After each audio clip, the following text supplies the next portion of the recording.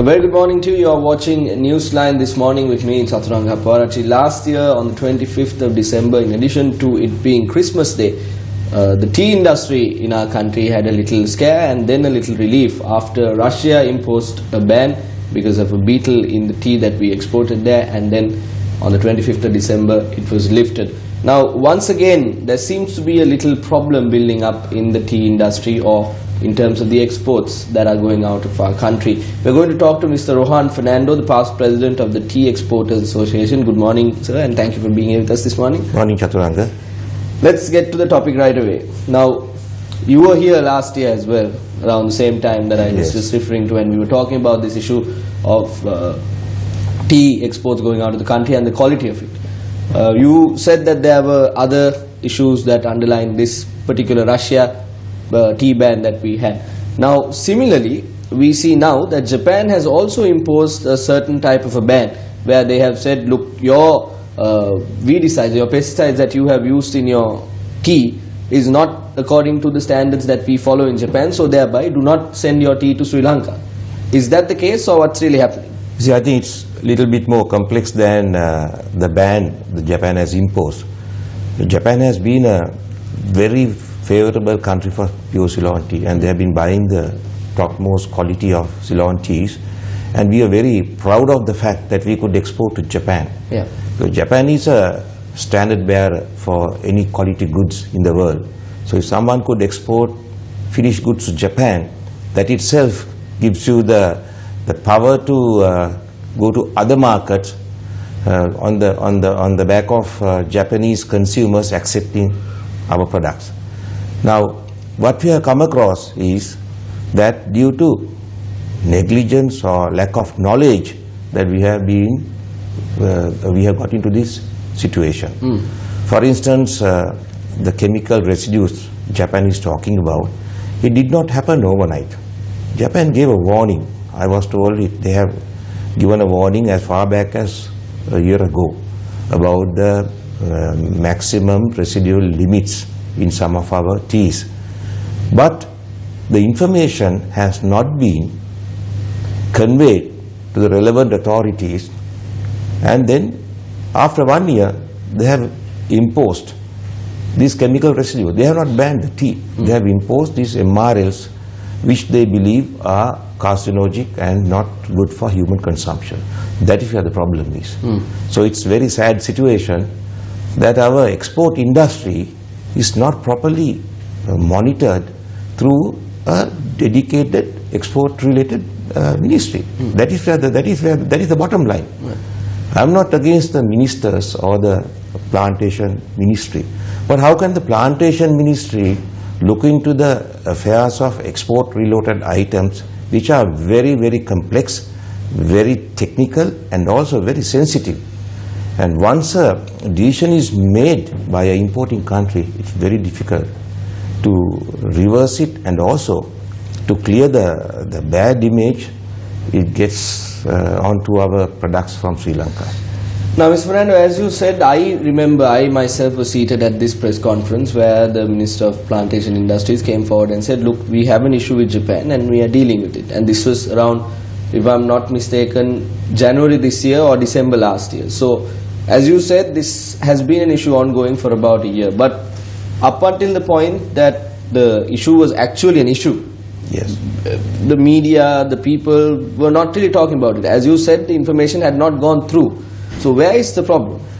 There are two issues here. One is when there is a problem related to a quality, the worst thing is to go public without finding solutions. Right. So now recently we saw a lot of press reports about some 53 odd the factories producing contaminated tea. But I felt instead of going public, they should have punished those factories, and then taken that to the media and say there were issues, we have banned them from producing. Now what has happened? These 53 factories, nobody knows what these factories are, still producing tea, and no action has been taken, probably because maybe the information is not right, or there is some other thing happening. Similarly, on the issue of MRLs, what we should have done, set up on an urgent basis a testing laboratory to test these MRLs or the problems that Japan has highlighted. We could have easily got assistance from Japan to set up this laboratory. It doesn't take a month of Sundays to get equipment and set up a laboratory. Today, we don't have facilities in Sri Lanka, or whatever the facilities that we have are not recognized by importing countries. So we have to send our samples either to Japan, Germany or India. Now most of our samples we have been requested by the Sri Lanka Tea Board to send to India. Now that cost an enormous amount. Each shipment, we have sent some samples, cost about $2,000 to $3,000. That's about nearly 3 to 4 lakhs of rupees we have to spend on testing. Now who is paying for this one? The exporter has to bear this cost. And at a time when we are really suffering with all the taxes, restrictions, controls, exporters can't bear this amount. We know the need to test, but I think the first thing they should have done at the first light of problem was to set up a proper laboratory and got accreditation. Now, Mr. Fernando, let me ask you this. Now, you as the past president of the Tea Export Association and a person who is in the industry, now when a problem like this first props up, when someone raises a red flag to say, look, this country is trying to do something here and we have to sort this issue up, whose responsibility is it to take an actual decision? Is it the plantation ministry, or is it the exporters, or is it the individual companies? What's happening? Under the current setup, we have the Sri Lanka Tea Board. Now that is the supreme authority on controlling quality at that point of manufacture as well as at the point of export. And the Sri Lanka Tea Board is governed by a board of directors. And the board of directors is a very large board.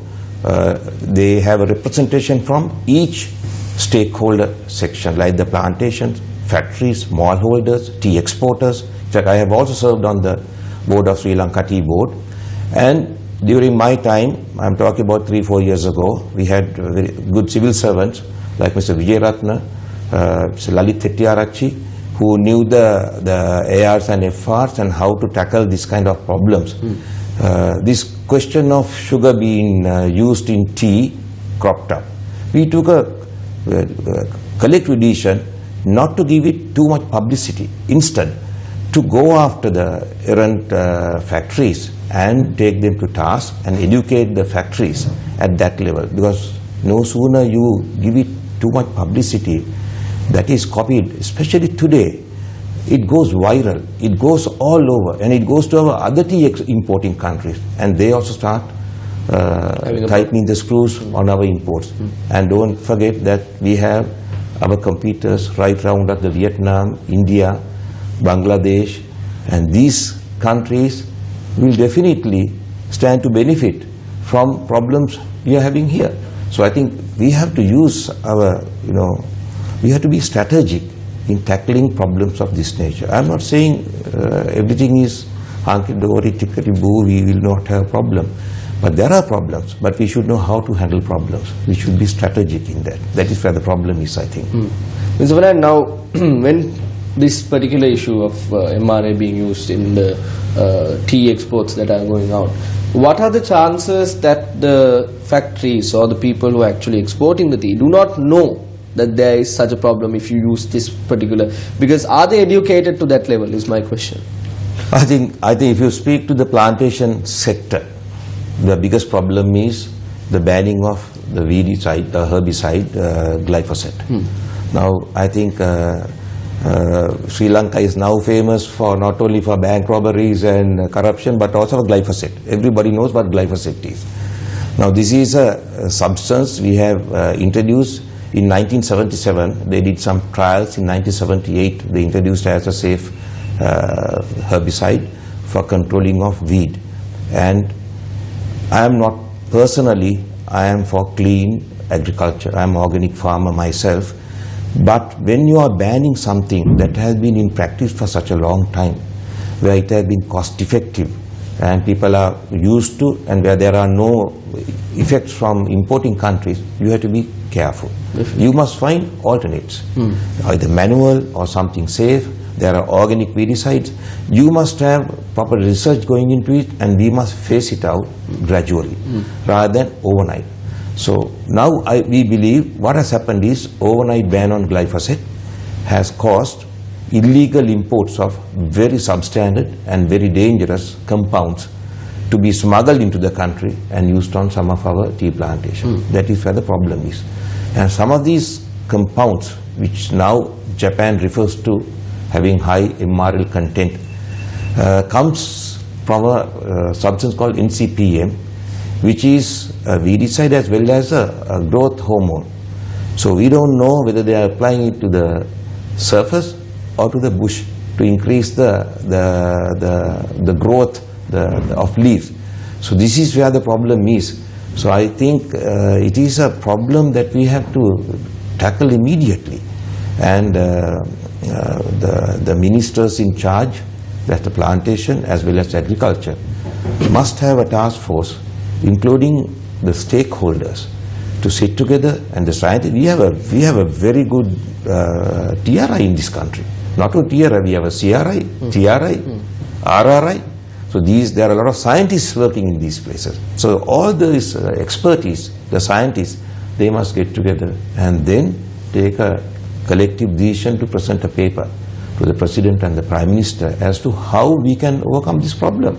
But one is a ban, the other is what is the alternate. When there is no alternate and when you just ban it, then you have malpractices taking place. That is what we see. That's what's happening in the tea export industry. Now, when we speak about the responsibilities of the government, when we say that, look, the Ministry of Plantation Industries is not responsible or they are responsible, the matter of the fact is that, you know, what has happened is actually happening and it is affecting the market, it is affecting the export sector, and it is affecting one of the key products that we are sending up. Now, in a backdrop like that, when this brand name is being to a certain degree tarnished, when things like this happen, what alternative measures can we take? What else is remaining for us? Now we see Ceylon was famous for tea. From the time we have been drinking tea. Yeah. Ceylon has been there's a nostalgic popularity for Ceylon tea. And over the years a lot of other countries try to emulate what we were producing in terms of quality, productivity, and also the type of tea, the vast variety of teas. Where the other countries moved forward, we stood still. And today we are faced with numerous problems and quantities are shrinking. And from a highly looked up to commercial product, tea has become a political commodity. This is the problem. Everything has been politicized. Like all spheres of our life, tea is also politicized. So decisions are taken from a political perspective rather than from a commercial aspect. This is the problem we are having. So we have to segregate politics from commerce. And it's true that a vast number of people are involved in the tea industry. That's a political base. But then how long can you go giving subsidies, giving a total cover for wrongdoing, and then creating a controlled product with absolute monopoly to the producer and for the exporter to bear the brunt of what's happening outside Sri Lanka. So I think this sane counsel must prevail. We have always professed that the tea export industry is different to the tea plantation industry. We are export companies, externally driven economy that we are looking at. And the plantations have internal economy, and that's the internal social relation, and these have to be segregated. Plantation should strictly come under the plantation agriculture, and the exports must come under the external trade department, EDB. I think EDB is doing a very good job. I have had a lot of interaction with EDB. They are very focused, they are forward thinking.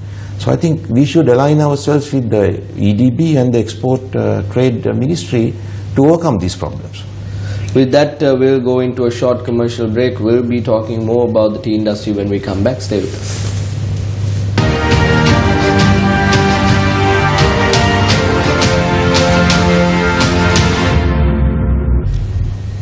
Good morning, welcome back. You are watching Newsline. We are talking to Mr. Rohan Fernando, the past president of the Tea Exporters Association, about the issue with tea being sent to Japan and this particular chemical residue being banned in Japan. Now, we spoke about where things are moving and what we can actually look forward to. Now, you said that the plantation industry and the exporters should be divided into the plantations being with the Agriculture Ministry or the Plantation Industries Ministry, and yourselves, the exporters, in the maybe the EDB and the EDB. But we also have to remember, Mr. Fernando, that there is an International Trades Ministry and a State Ministry for International Trade.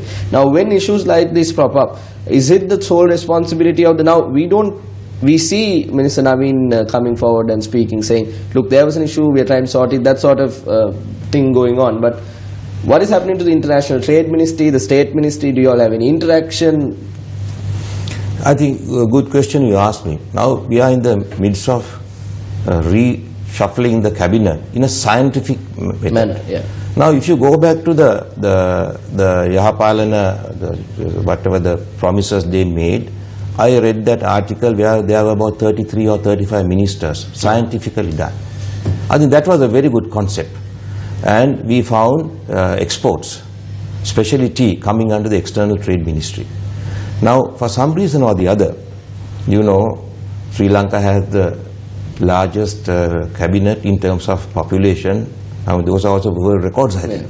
So they had to accommodate various people. The whole thing got, watered down, and we have where we are. I have my sympathies are with the Minister of Plantation. He has a job to do. The plantations, exports.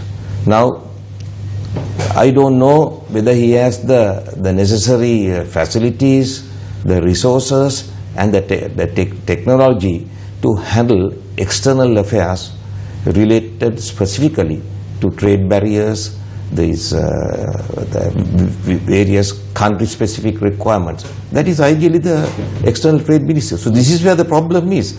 For us, we are duty bound to go to the Minister of Plantation through the Sri Lanka Tea Board, and anything else that is just discussion paper but not decision making. All decision making in the tea industry, whether it's plantations, manufacturing or exports, are taken by the Ministry of Plantations.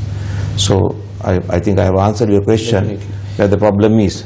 So, Mr. Fernando, now once again going back to this issue with Japan and Russia that we had in the past. Now, obviously there is a political angle to this, international political angle, and even the last time we discussed this about the asbestos matter, and now there is also an underlying cause. There are rumors of Japan having a little ulterior motive, if I may put it that way. Now, when things like that happen, it's obviously the role of the minister or ministers to get together and deal with that situation accordingly, because then it becomes not only a problem of the plantation, then it becomes a problem of the country. Then shouldn't the ministers themselves be more aligned, collectively responsible for what is happening in the country, rather than being reacting later on, rather than looking at it in the before what it happens and then take a decision? This is a sad situation in Sri Lanka. Unfortunately, tea is considered a traditional export, and very little encouragement, very little incentives are given for the tea exports. It's only taxed. It's one of the most controlled export commodities perhaps in the world. You need controls where quality is concerned, but then undue pressure on taxes, controls are not going to it's going well for the industry. Your question about Japan having other I don't agree, because Japan is not a country that will go down to that level of activity to upset Sri Lanka. I think Japan and Sri Lanka have a very strong bond in terms of trade and whatever the assistance, because we have a trade balance in their favor, not in our favor. So I don't think Japan is interested in putting us down, but they have a genuine problem. Now these food products globally are now highly controlled.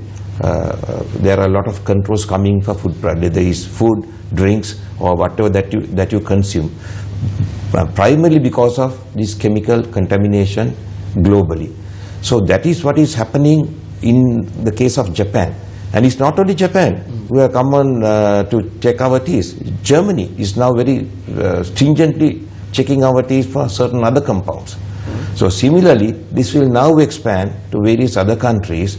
So therefore, my suggestion is that we must have a very powerful testing laboratory or laboratories or created laboratories in the private sector even to ensure what is brought into the auction is quality control. What is happening today? Very little controls or minimal controls on the production side, but maximum controls on the export side.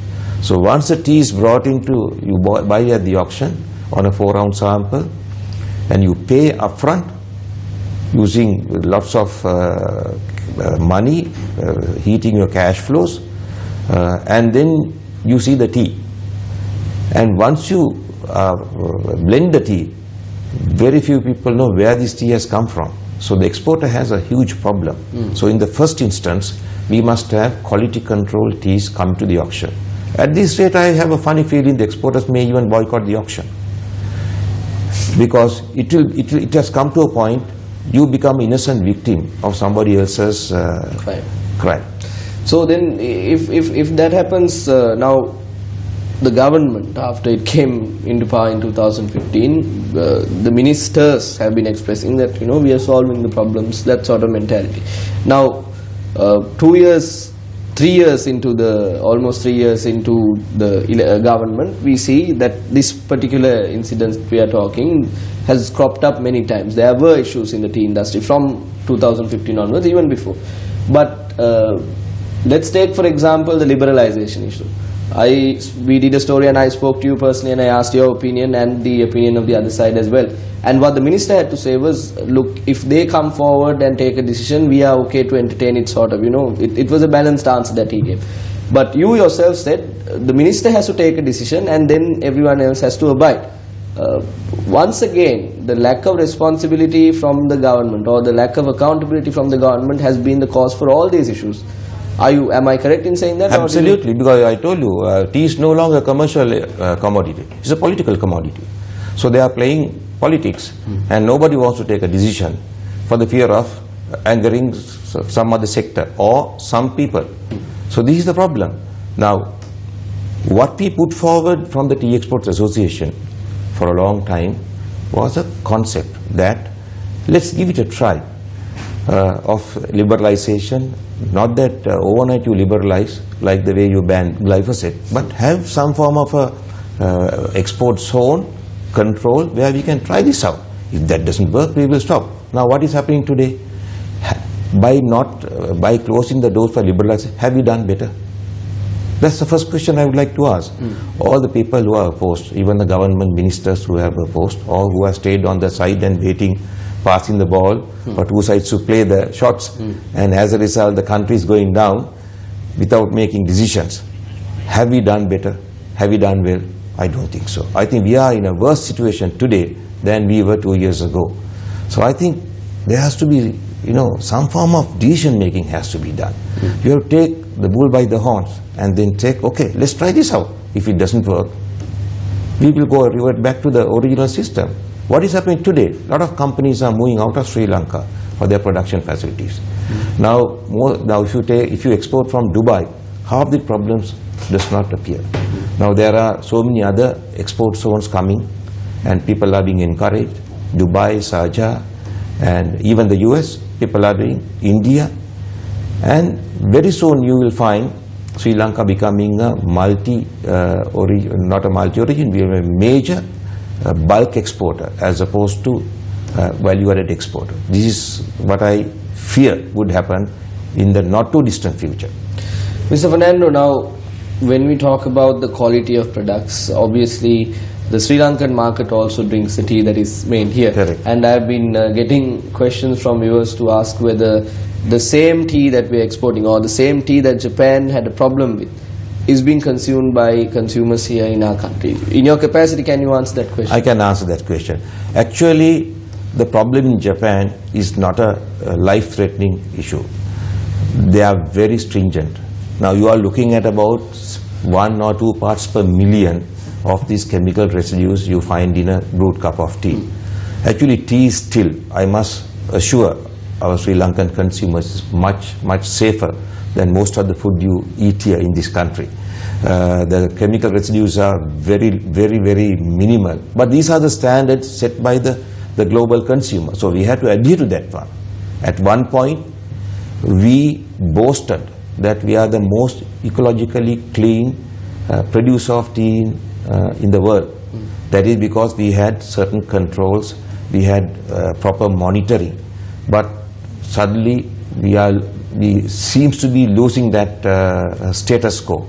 But tea does not have any bad effects. It's not contaminated, but there are chemical residues found in any product, any agriculture product you have. There are the limits. Now these limits they have imposed in Japan are different to other countries, but Japan is very stringent in the limits.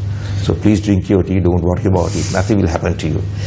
Ms. Fernando, thank you for that. Now, we also know that in last year, the tea exports to Japan stood at somewhere around 70 million kilograms going out from our country. Now, that is a very big amount. Yes. When you take a look at what is happening, if you reintroduce glyphosate maybe, or revert back as you said, will it be a solution to this problem? I think this is a problem that has to be resolved over a period. Just because we reintroduce glyphosate tomorrow, the problem will not, fade away. First of all, we must be sure that what is coming into the auction, I think that is where the controls must come. It's a quality control product that we can, without fear, buy the tea that is auctioned and be comfortable that it is free of all these MRLs. So towards that, maybe introduction of glyphosate is maybe necessary. I am not expert on herbicides and weedicides. There are the experts who have to give a technical report, scientific report, and then discuss with the government. I think His Excellency the President is very much involved in the production of clean foods. I am 100% with him on that concept. But how you implement, how you provide alternates is the issue. Right now we have a problem of testing our products, which we don't have. What is the crying need right now is to establish very modern, highly technical testing laboratories, so that what comes into the auction as finished tea is free of all these MRLs and chemical residues, especially coming from certain quarters that they have identified, so that we don't have to give too much publicity, but you find the solutions and contain it at the estate level. That is where it has to happen. Mr. Fernando, final question to you is, now you are the past president of the Tea Exporters Association. When you take about all these different sectors in the tea industry, unity among all of you all, how important is it for the future of the tea exporters? I don't think there is disunity. Only thing, there are two different segments. So the two different segments of an industry have different views and different problems, different opportunities. So you can't put everybody together and say now decide on one position. So they have the export, you have the manufacturing. And it's like, as I told somewhere, it's like the wheat farmer and the confectionery industry. They can't be brought together and say, right, you manufacture so much and we will buy whatever you manufacture to support you. No. Export industry driven by consumer demand in the external marketplace. So we have to meet the demand of the consumer. Now what is happening is we have to meet the demands of the producer and press their demands to force the consumer to buy whatever the producer wants. That economic equation prevailed in the formative years of the world commerce, but it has now evolved into a different market, and global consumerism has evolved, and it's a different market altogether. When you go out of this country to when you visit the foreign countries, it's a different world there. This is the problem. So I think there's no disunity among the exporters. There is difference of opinion, but there's no disunity. We can discuss over a table and take a decision among the exporters. Of course, the decision makers are very happy when there are issues cropping up and say they can always put the blame onto the say, "Yeah, you are not united." So now, who is the person who will take the leadership and take a decision on this one? If you are not united, somebody has to take a decision. Yeah. So are we going to play on that tune? Now you are not united, get together, be united, then we can take a decision. How long are we going to do that one? So that's why we have elected the government. That's why we have a cabinet in place. That's why they have every Tuesday cabinet meetings. So if they can't make decisions, if they want us to make decisions, they might as well go out of this country and make the decision that suits our trade the best. Thank you very much, Mr. Fernando, for being here with us this morning. The past president of the Tea Exporters Association, Mr. Rohan Fernando, speaking very vocally about the issues in the tea industry. Thank you very much, sir. Thank you very much for inviting me. Thank you. That's all we have for you from Newsline this morning. We will be joining you again tomorrow with an interesting guest. Thank you for watching. Have a good day.